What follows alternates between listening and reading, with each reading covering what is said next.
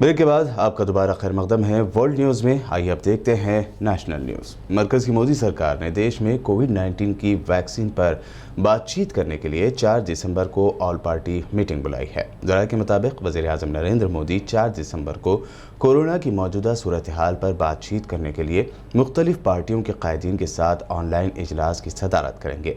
इससे पहले पीएम मोदी ने हफ्ते को अहमदाबाद, हैदराबाद और पुणे का दौरा करते हुए इन शहरों में कोरोना वायरस टीके की तैयारी का जायजा लिया था। भारत ने ऑर्गेनाइजेशन ऑफ इस्लामिक कोऑपरेशन यानी OIC पर ज़बरदस्त हमला किया है। OIC के इजलास में जारी किए गए तजावीज़ में कश्मीर को लेकर इख्तियार किए गए मौक़िफ़ पर भारत ने कहा कि जम्मू और कश्मीर भारत का अटूट हिस्सा है। बता दें कि OIC ने जम्मू कश्मीर में भारत की पॉलिसियों को लेकर तशवीश जाहिर की थी और बयान दिया था। OIC ने इस बयानात पर भी जारी किए थे जिस पर हुकूमत हिंद ने फ्यूचर में OIC को इस तरह के बयानात देने से परहेज़ करने की सलाह दी है। PDP सदर और जम्मू कश्मीर की साबिक़ वज़ीर आला महबूबा मुफ्ती ने कहा है कि हुकूमत हिंद जय श्री राम के नारे लगवाकर जम्मू और कश्मीर को भारत में मर्ज करने की पॉलिसी अपना रही है। उन्होंने ये बातें श्रीनगर के मज़ाफ़ाती इलाके HMT में होने वाले मिलिटेंट्स के हमले के ज़िम्मन में की है। इस हमले में सिक्योरिटी फोर्सेस के 2 एहलकार जाँबाग हुए थे, जिसके बाद फ़ौज के हाथों लोगों की मुबैना मारपीट की खबरें सामने आई थी। महबूबा मुफ्ती ने अपने एक ट्वीट में कहा है कि फ़ौजी एहलकार आधी रात को लोगों को घरों से घसीट कर बाहर निकालते हैं और उनके साथ मारपीट करते हैं। उन बेगुनाह लोगों को जय श्री राम के नारे लगाने पर मजबूर किया जाता है। ऐसा लगता है कि अब जम्मू कश्मीर को भारत में ज़म करने के लिए ऐसा करना हुकूमत हिंद का विज़न है।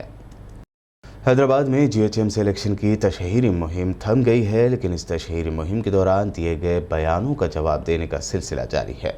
इसी कड़ी के तहत आइए आपको बताते हैं कि आखिर MIM सुप्रीमो असदुद्दीन ओवैसी ने अपने आप को लैला क्यों कहा, और साथ ही ये भी जानते हैं कि योगी आदित्यनाथ की जानिब से हैदराबाद का नाम बदलने पर असदुद्दीन ओवैसी का रिएक्शन क्या था। GHMC इलेक्शन के लिए कल 1 दिसंबर को वोटिंग होगी। इसको लेकर कैंपेन तो थम गई है, लेकिन बयानबाजियों का सिलसिला अब भी जारी है। आज एक न्यूज़ चैनल को दिए गए इंटरव्यू में MIM सरबराह और हैदराबाद रुकन पार्लियामेंट बैरिस्टर असदुद्दीन ओवैसी ने मज़ाहिया अंदाज में खुद को लैला बताते हुए कहा कि मेरे हजार मजनू हैं। असदुद्दीन ओवैसी ने फिर एक बार मजलिस को बीजेपी की बी टीम बताए जाने पर कहा कि बिहार में कांग्रेस ने कह दिया है कि बीजेपी के साथ वोट कटवा हूँ, बी टीम हूँ। यहाँ हैदराबाद में कांग्रेस कह रही है कि अगर ओवैसी नहीं तो हमको वोट दे दो। बीजेपी कुछ और कह रही है, मुझे कोई फिक्र नहीं है। असदुद्दीन ओवैसी ने मज़ीद कहा कि ये सब देखकर ऐसा लग रहा है कि मैं एक लैला हूँ और हर कोई चाहता है कि मुझे इशू बनाकर वोट हासिल किया जाए।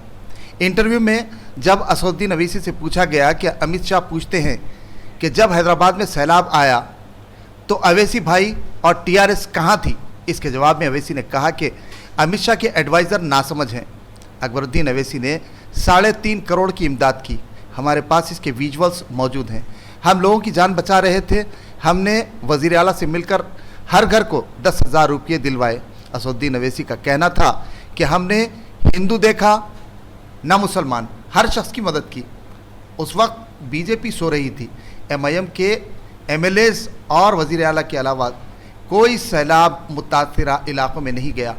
उन्होंने कहा कि मैं अमित शाह पर इल्ज़ाम लगा रहा हूं कि आपने हैदराबाद के अवाम के साथ झूठ बोलकर उन्हें 1 रुपया नहीं दिलवाया, जबकि कर्नाटक के सैलाब में पैसा दिया। अगर हैदराबाद में लोगों को पैसे मिलते तो एक घर को 80,000 से ज़ायद 1 लाख रुपये तक मिल जाते।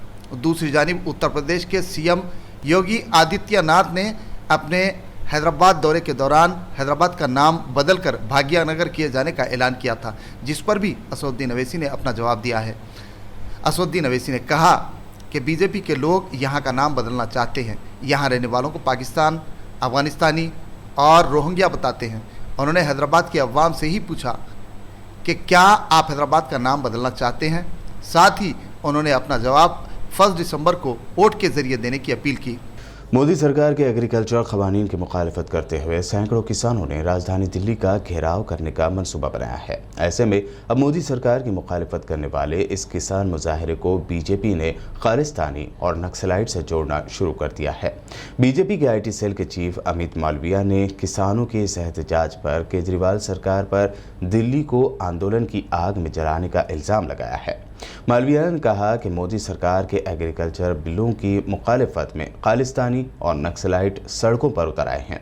उन्होंने अपने ट्वीट में लिखा कि केजरीवाल की दिल्ली सरकार ने 23 नवंबर 2020 को ही नए ज़रई क़वानीन को नोटिफाइड कर दिया है और उन्हें लागू कर रही है, लेकिन अब जब खालिस्तानी और माव नवाज इसकी मुखालिफत में आगे आ गए हैं तो वो इसे दिल्ली को जलाने के मौके के तौर पर देख रहे हैं। ये कभी किसानों के बारे में नहीं है, सिर्फ सियासत है।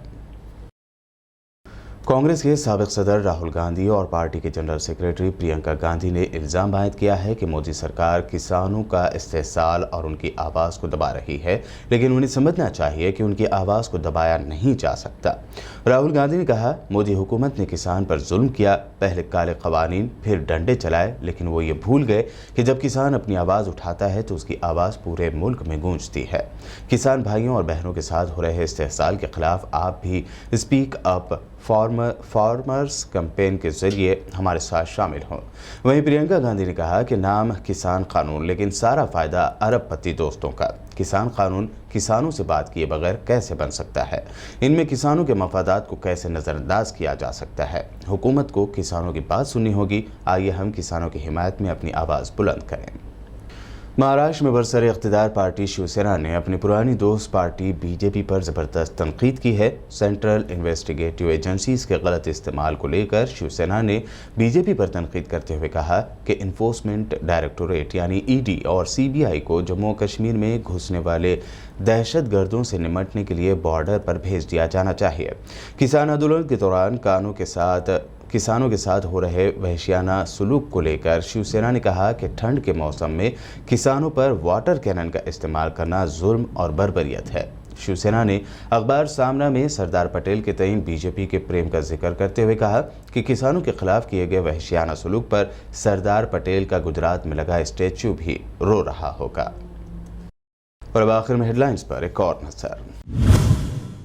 पैगंबर इस्लाम की तौहीन को सोच और फ्रीडम ऑफ स्पीच का नाम दिया जाना इंतहाई गलीज ख्याल। तुर्की के सदर रज्जब अर्दोगान का मगरिब पर तंज, कहा मसाजिद पर हमलों को नजरअंदाज करने वाले अपने फाशिज्म को छुपाने की कर रहे हैं कोशिश। नाइजीरिया में शिद्दत पसंदों ने किसानों पर किया क्रैकडाउन, 110 अफराद हलाक। बोको हरम पर लगाया जा रहा है इल्जाम, नम आंखों से लोगों ने की तदफीन।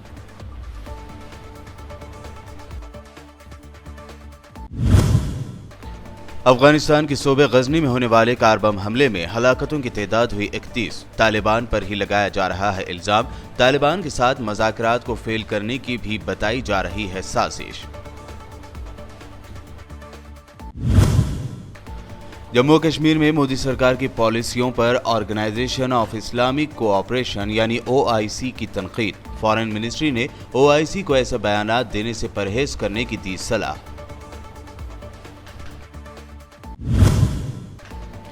मोदी सरकार के एग्रीकल्चरल क़वानीन की मुखालिफत कर रहे किसानों को बीजेपी बता रही है खालिस्तानी और नक्सलाइट। बीजेपी के IT सेल के चीफ अमित मालविया ने ट्वीट कर केजरीवाल को भी बनाया तनकीद का निशाना।